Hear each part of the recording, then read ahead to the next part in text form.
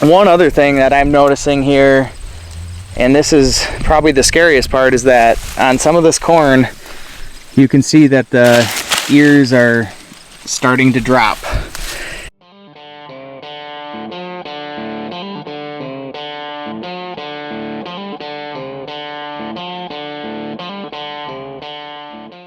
Morning, welcome back to another video.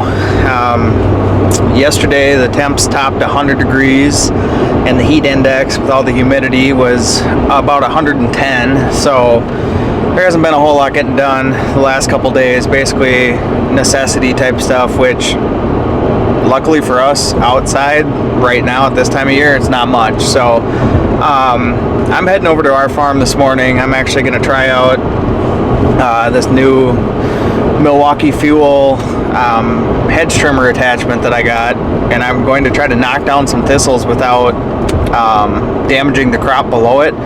When it's this hot, I definitely don't want to mow it. It would be way easier to mow it, but if I mow it, I don't think it's going to come back. So anyway, I'm going to head out and do that, and then I think later, one thing that I'm interested in doing here is I'm going to give our agronomists a chat, or give them a call, chat with them.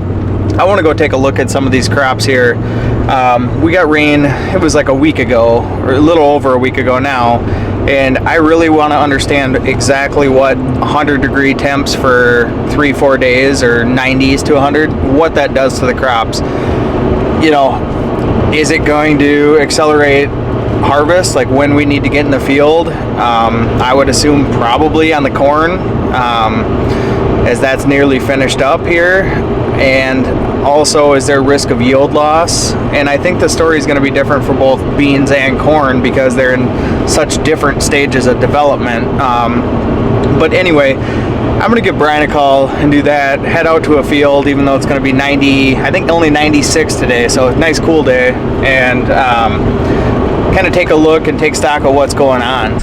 All right, I'm out here at the farm and you can see what's going on here. We've got thistles and some foxtail, everything, but we also have awesome clover chicory mix, and I don't think it's smart to come in here when it's 100 degrees and mow this down. I don't think it'll come back. So anyway, I'm gonna take this attachment and kind of go through here and knock down as much of the thistles as I possibly can. We'll see how it turns out. I'll take a couple before and after pictures. This thing is over an acre, so there's no way I'm gonna get it done in one little setting here, especially when it's this hot.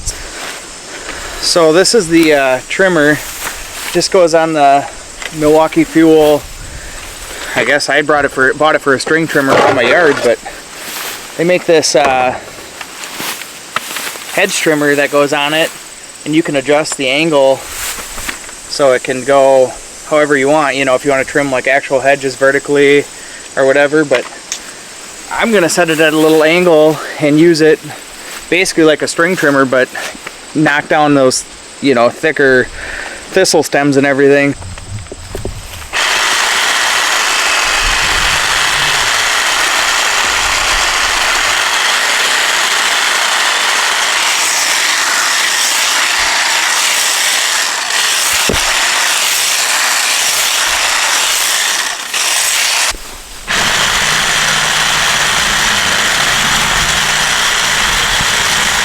I've done probably like a quarter acre or so. Soaked, sweaty, yeah. Check this battery life. 3/4 full still. That's crazy. I can't believe you can run this thing wide open for that long. I've been out here for at least 45 minutes, so my plan is just to finish out, knock this stuff down in front of me, take this little strip back here, and probably call it good for now. There'll be more days. This is kind of one of those projects I think you just come out for an hour, chip away at it, and eventually you get it done.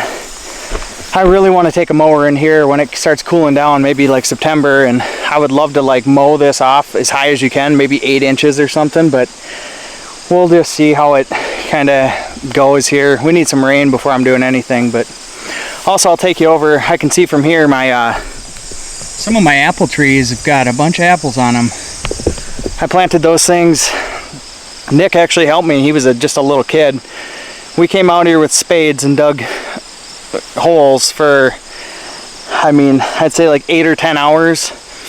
And we planted 15, I think 10 apple trees, 5 pear trees. So I'll take you back there. Some of those look like they got fruit, so that's cool to see.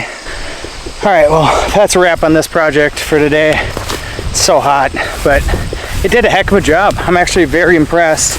I'm not gonna sit here and say it was like the easiest thing ever. Obviously, it's a lot of work, but you can see here clearly that's the line where I didn't go versus where I did.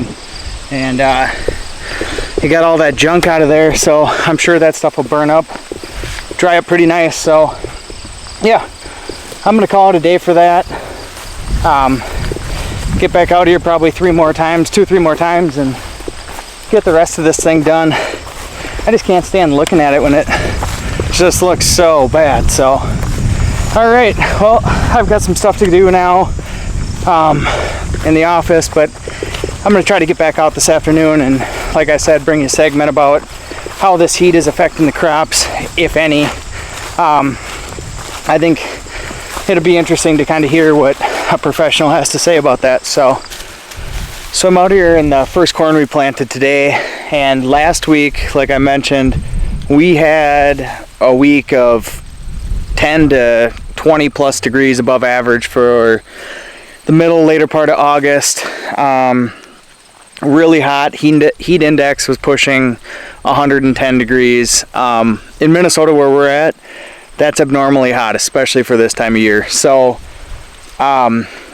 just 2 weeks ago, we were out here and you could see the corn was thriving, looked green, still growing, you know, probably still adding a little bit.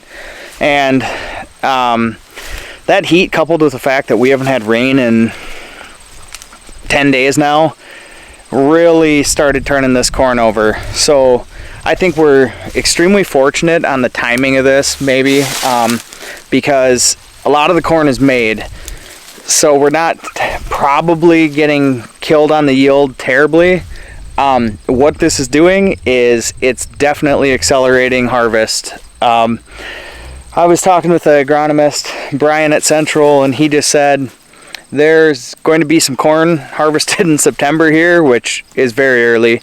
And then he said black layer corn first half of September. So 3 weeks, about 3 weeks earlier than what you would anticipate given the planting dates here.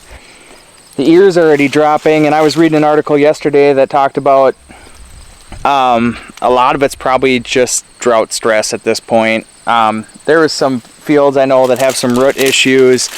I don't think that's necessarily the case here, and people are going to want to get this corn out of here as soon as they can, with everything kind of dried up so fast and ears dropping. You get some big winds and I think it could be a disaster. But yeah, like I said, I flashed that video up of what the fields looked like 2 weeks ago, and it looked like, you know, you're in mid-July, everything's thriving, and you get this heat and it turns real quick. So the extended forecast actually looks horrible. No rain, so dry and way above average again, 15 degrees probably, and I saw that out for the 10-day. So they're talking getting into the second week of September in the 90s. I honestly can't remember it being that hot for that long, but I'm gonna actually just pull an ear for the fun of it and just kind of see what it looks like or how it's kind of dried and progressed since the last time we did that. So I'll just take one of these dropped ones, see what this looks like. Man, that's crazy. Look how dry that got. I'll try to do this with one hand. Actually, I'm gonna walk up to the truck because there's no way I'm gonna be able to do this with one hand. So, of course, awesome. Got those awesome aluminum hoods on trucks these days, so nothing sticks to it. So, all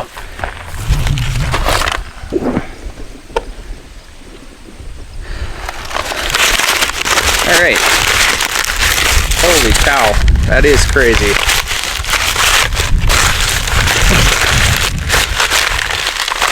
So this isn't the field we showed you last week with the massive, 16-inch ears, but these are still, standard normal ears. How dry that is, and then you can see that it's all full dent. Holy cow, like it's dried a lot. I can't just squeeze it, so yeah, it's that's crazy. It's dried down substantially. Wow. Things are progressing quick here in southwest Minnesota. Drought in the latter half of summer combined with insane temperatures, and yeah, kind of makes me anxious. Feels like summer's really long and you have forever until harvest, and now I'm like starting to go through the things in my head that it's like time to get going for fall. It's going to be here extremely quickly. I have a little added anxiety. I'm going out to Montana here in a couple weeks for like 8-9 days elk hunting, and I feel like I'm gonna get back and it's gonna be like, where have you been? It's time to get going, time to harvest. So I'm gonna pop out here and find a bean field to check out. The beans, I think the outlook on that is slightly different than the corn, so I'll go take a look at that. I just popped across the road here, no particular reason, just because it's close. These are just really, I'd say, average beans that we have here, and you can see these guys didn't get touched nearly as bad by the heat so far. Look really good. When I look down here, we've got pods all the way up. I would anticipate we're going to see these beans though turn pretty quickly, and I would say probably like 3 weeks some beans are probably going to be ready to come out. A little rain right after that last heat probably would have helped with both the kernel size on the corn and the size of these beans, but I think the good thing is when I look at these, they're, you know, just below waist high right now. Pods top to bottom, they look really good, especially in comparison to what last year looked like. I just think that when these things go, they're going to start turning very quickly. They're going to mature quickly. So again, right now everything looks green. You start to see some yellow leaves down in the bottoms a little bit, but it's almost September. I mean, we're a few days away from September here, so that's pretty typical. Typically see the beans going in the later half of September. They'll be pushed up again this year a little bit, but I think based on the conversations that I've had, the main surprise or the main escalation due to this heat and lack of moisture is going to be on the corn. It's unusual to see guys here taking corn before beans, and I think we're going to see quite a bit of that, especially, like I said, given the condition of the corn. When it dries down like that so fast, those ears dropping, it's kind of vulnerable to wind. And if you've ever been down to southwest Minnesota, just picture like the wide open prairie, because when we get to the fall, wind starts ripping and it never quits. So you saw that in the videos this spring. It seemed almost too windy to film most days. So I'm gonna run this back to the farm. I'm actually gonna show Nick this corn, and I'm sure him and I are gonna spend some time this week driving around, game planning. We've got tillage points on the fall tillage equipment.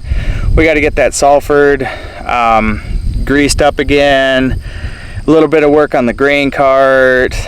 We need to go through all the trucks, check all the air pressure in the tires, make sure everything's good there. They do a DOT inspection on their trucks every couple years, but we got to figure out which ones are on the off year and just run through them quick ourselves. So yeah, like I said, I have a little bit of anxiety with how fast things are turning over here. I feel like it's going to be kind of a rat race here to get everything ready, and so we're ready to go as soon as the field is fit. So if you like the video, be sure to like, subscribe, drop us a comment if you have anything to say. How are the crops doing in your area? We always love hearing stuff like that. So Anyway, thanks for watching.